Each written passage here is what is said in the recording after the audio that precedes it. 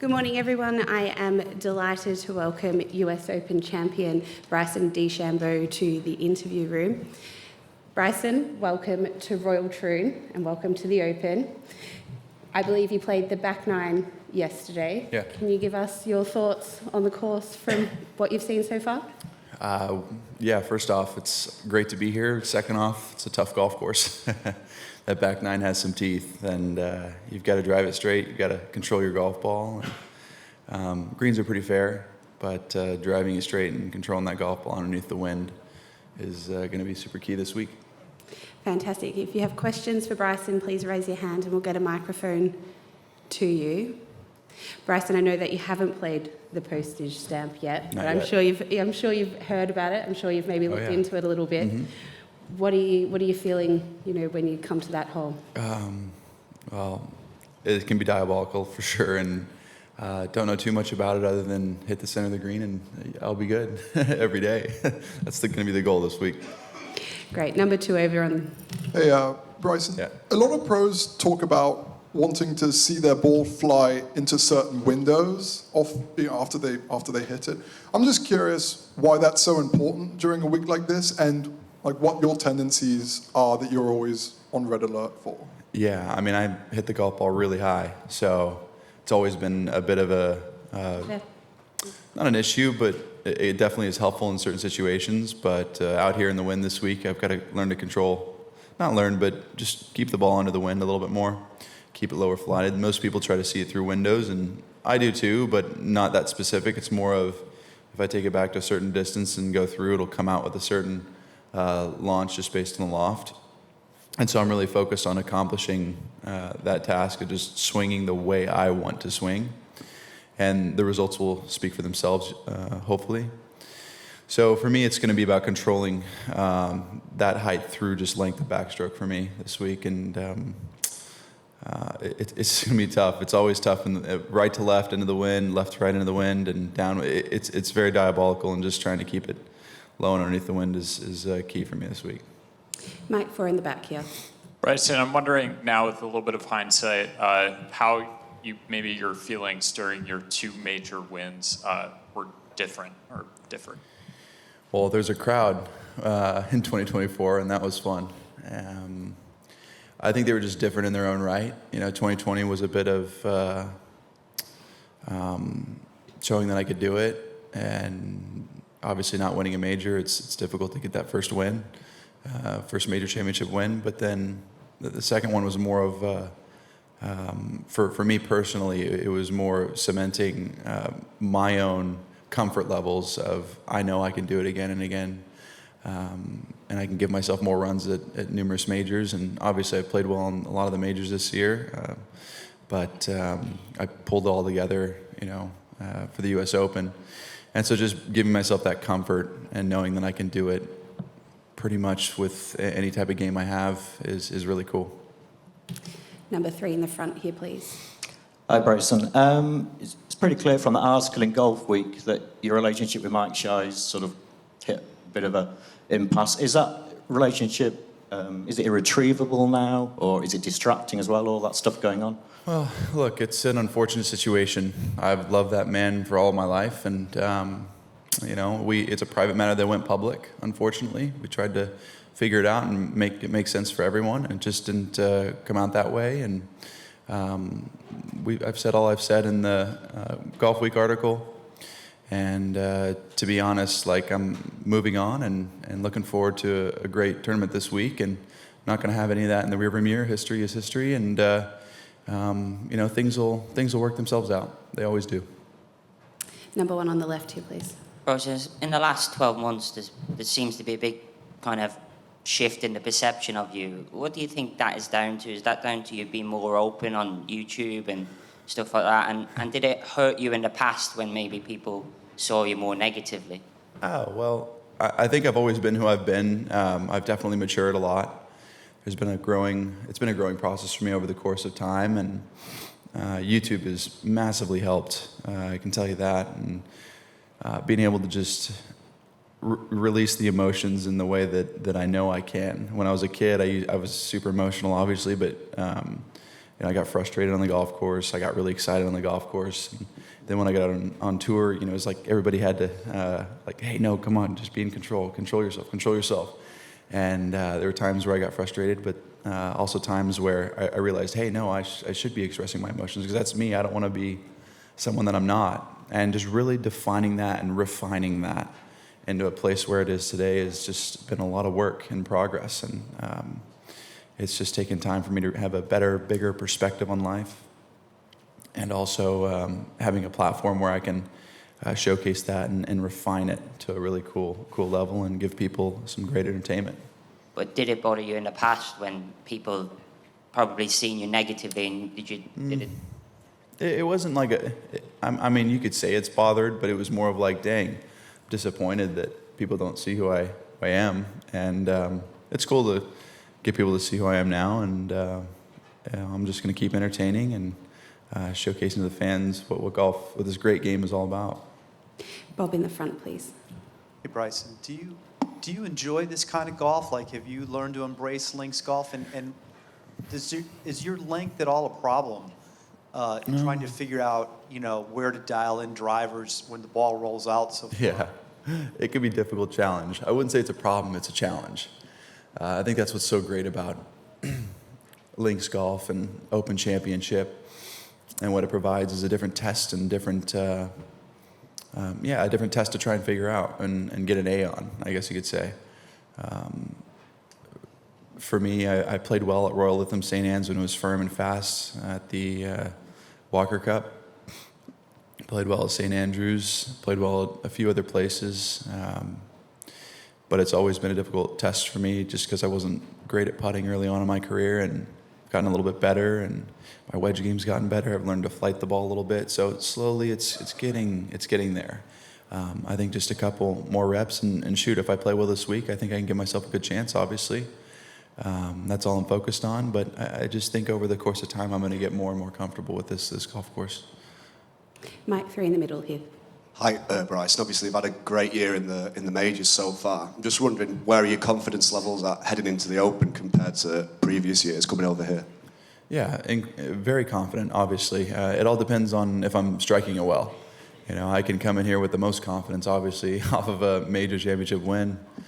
Played decent last week as well, but really what matters is if I can continue to drive the ball as well as I have and ball strike my irons the way I know I can and putt the way I can. If I do those 3 things well, even 4 things with chipping and bunker play around the greens, I think I'll give myself a good chance. I know how to get the job done. It's just a matter of if I'm as consistent as I was at the U.S. Open last week and a few other venues as well. If I can play the golf that I have been, I think I'll give myself a great chance. Number 2 on the left here, please. Hey, Bryson. Your U.S. Open win really resonated with the fans at Pinehurst. I'm wondering if you could envision a similar situation if you win Sunday here. Oh, for sure. It would be awesome to let everybody touch the claret jug. That'd be a dream come true. But I gotta get the job done first. I can't think too far ahead, and I've got to focus on executing the shots into the right conditions and just take account of everything that's going on and stay in the moment and execute the right shot. I mean, that's the most important thing this week is giving yourself the best chance, is taking into account the wind, the rain, the slopes, the bounces, the greens, and just making sure that you're doing the right thing in that moment because it's so variable all day long. The wind's just shifting and moving and gusting, and so just making sure you're hitting that right shot at the right moment is key. Number 1 on the far left, please. Hey, Bryson. I know you've only played 9 holes here, but I'm assuming you are formulating a game plan. Do you anticipate driver being taken out of your hand here on this course, maybe more than normal? I think there's a few holes. 11 is a great example. Just get that one in the fairway. It's a very difficult hole. But if the wind picks up, it may be driver. There are times where it has to be driver. You can't hit, 3-wood or 5-wood. It's just too short. I could hit a 3-wood, and if it's 15, 20 miles an hour into the wind, it could go 250 yards, 240 yards, depending on the height. And if it's raining too, that plays a big factor as well. So there are times where you may be forced to hit driver, and you just gotta suck it up and hit a good drive. For the most part, I hope it doesn't take too much out of the bag, but I'm good with my irons too, and it's going to be a fun and interesting challenge this week. Jeff in the back, please. Bryson, just following up on the golf course, does it fit your eye, and how important is that to you? I know you get very into your numbers, but how important is it you get out there on the golf course and look at tee shots and get comfortable with the visual? It's very important being out there and getting comfortable with the lines, making sure that Jibo is giving me good information on left edge of fairway, right edge of fairway with this club and whatnot is key, especially when you have blind shots. It can be very interesting. 10's a great example. I got up there, this was my first tee shot of this week, and I was like, whoa, where do I go? But it's over the left center of that bunker, and hitting it up there and getting a good feel and being comfortable with the visuals is one of the most important things. Even as being technical as I am, I still need to see and feel things as much as possible. So it's important. Number 3 on the right here, please. Bryson, you're a player who's been known to overpower golf courses at times in the past. I'm just wondering specifically with regards to the back 9 at Troon, is that a stretch of holes that it's possible to overpower, or how do you plan to tackle that? I don't think it's possible to overpower it. There's too many hazards around the fairways, even in the bunkers. You've got to be very strategic out here, and look, I've played well on strategic golf courses in the past, whether it be RBC Heritage. I've played well there in the past. Valderrama, I played pretty well. Had 2 top 10s there. Finished 2nd last year and then 9th this year. So those are pretty strategic golf courses and very placement-oriented golf courses. So I think I'm pretty solid at it, but overpowering this golf course, I don't know if it's possible. Alex, please. Yeah, Bryson, on Sunday, you guys were on the edge of celebrating and ended up losing. Yeah. Can you just talk about your conversations with Lahiri afterwards, and as more of a, I guess, I don't know, were you as a manager, an owner, a coach, and how that is different than maybe the Bryson of a year ago? Yeah, I mean, that was we went from thinking we were going to win and celebrating Bond's victory. Obviously, I wanted to win, and I didn't play my best that final day. And Bond was playing well and gave himself a great chance to finish it off, and missing that putt was difficult for all of us to see and feel. And then we had to go into a playoff, and he had to go into a playoff too, and it was quite an interesting dynamic, going from the super high emotion, feeling like you're going to win, and then not having that occur. The only thing that I could say to him was that, Bond, you've improved so much as a player. You've gotten better since being on LIV, and the team that you have around you is here for you in full support. Don't let this define you. This should only be a springboard platform for you to just continue to grow. We all have our downs. He's seen my downs. I told him about my downs, Paul's downs, and Charles was unfortunately not there, but John Catlin was there. He's been playing some great golf, and he shot in the 50s this year. And so just having him there, just talking about, hey, this is okay.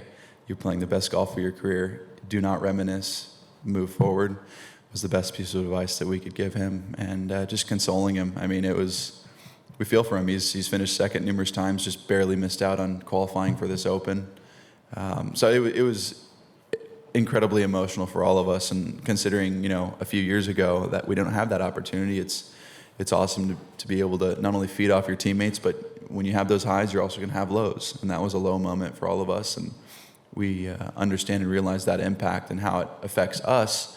It doesn't affect us in a negative way. It affects us in a positive way, realizing how much better those wins are going to be when we do get those team victories, or when someone does win individually. It just means so much more, and we're playing for more than just ourselves now, which is really cool. And I think it's an awesome aspect of it. And there's a time and place for it. But last week was difficult for Bond, but he'll get through it. And he's a strong man, and he's a great family man, great father. Great husband, and that's what we kept assuring him on, that everything's going to be okay, because it was a big putt. It was a big, tough putt for him to miss that. We'll go to number 3, thanks. Bryson, who've been your mentor figures in your personal growth, and what have they taught you? I'm not going to disclose the people that I'm close with, just because it's kind of private. It's something that I respect their privacy on. But there's been some celebrity head figures that have come up to me and talked to me about my faith, and also how they deal with adversity, how they deal with strife and public perception and whatnot. And it's been a 2-3 year process of them just continuing to give me support, and then having a great team around me. My social media team has been fantastic. They're my best friends as well, and so I have a great relationship with them. My agent, manager, caddy. My caddy has been super influential. He's definitely helped me through the past couple of years, and being a massive family man, and him just helping me understand there's more to life than just golf. Those have all attributed to some perceptual changes in my own brain of how the world works and what the world's about and what the game of golf's about. And quickly, when's the last time you felt you've had success in bad weather? Actually, the PGA Championship, not this past year, but the year before, when I played with Brooks on Saturday, I played really well in some super adverse conditions. That's the last one I can remember right off the top of my head. And I believe there was another windy place that I played pretty well this year. Vegas, I played pretty well. It was super windy. I think I shot like 62 or something like that. So there's a couple moments, but yeah, I've got to hunker down and play a strategic game out there this week. Yeah. We're going to finish with the questions that we have in the room, starting with number 1. Hi, Bryson. I was just wondering, have you, after what happened last month with Rory, have you spoken to him in the time since the US Open? And have you, what do you expect from him this week? Obviously, he's a huge favourite here in terms of how do you think it'll affect him? Or? Well, I said hello to him yesterday, and we talked. He said congrats. So everything's great there, and he's a fierce competitor. I know he's going to give the fans, give everybody as much as he can this week, and I'm going to be doing the same. We're going to be competing, and hopefully it'll be another good battle.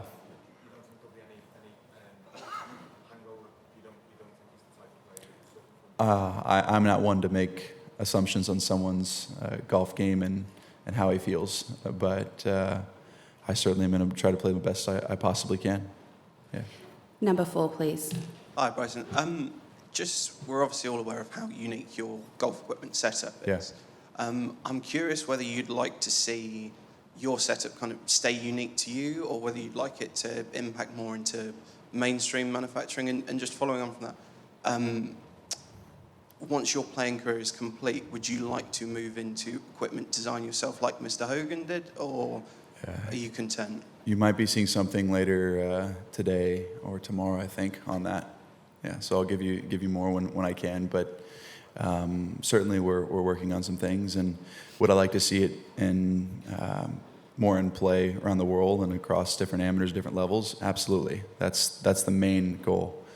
It's not just going to be unique to me. It needs to be built for the individual. And everybody's game, everybody's swing is different. That's what makes this game so amazing. You can have somebody that looks completely awful with their golf swing, just absolutely pure it. And then you have somebody that has a perfect golf swing, just can't hit the face at all, right?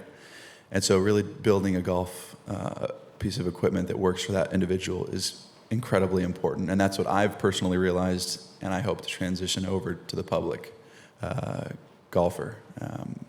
And we're working on that, and should be soon. Should be sometime soon. Second last question from Doug there, please. Bryson, of the things you want to accomplish in your career, how high do you rate growing the game? Do you think it's a role of every top player, and what's the best way to do it? Well, for me personally, it's probably number 1 on my list, besides continuing to win tournaments and give my best to do that. I think they go hand in hand. I would also say that not everyone has to have that vision. It's not my place to tell others what to do. But personally, for me, what I can speak to is I would love to just continue to grow this great game, because it develops character. It develops amazing character. And I've obviously had issues in the past, and over the course of time, it's developed my character, right? And so you see that perceptual change happen, and hopefully it's an inspiration to others that this game can really do wonders for individuals. Whether you're struggling or in a great place, it's awesome just to play for fun, or it's awesome just to see who the person is and how much they can grow from it. Do you see yourself as an athlete or an entertainer?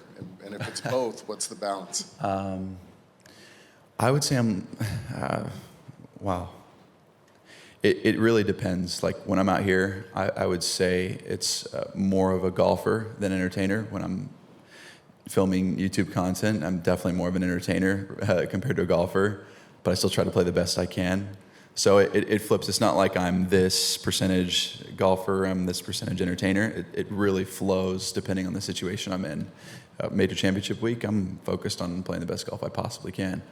There's going to be moments where I hopefully can showcase the fans what a little something fun, but in YouTube, I'm really trying to showcase everything that I got, entertainment-wise. Yeah. Last question here from John, thanks. Bryson, you're very good at talking about yourself. Are you... I don't know if that's a compliment or negative. Are you as happy in yourself in July 2024 as you have ever been? Yes. With my father passing, and everyone's father at some point passes, and we've all had some struggles and strife in our life. The relatability of time is more prevalent than ever, and I think that relatability has allowed me to understand the game of golf and what it is and what it's for, and also from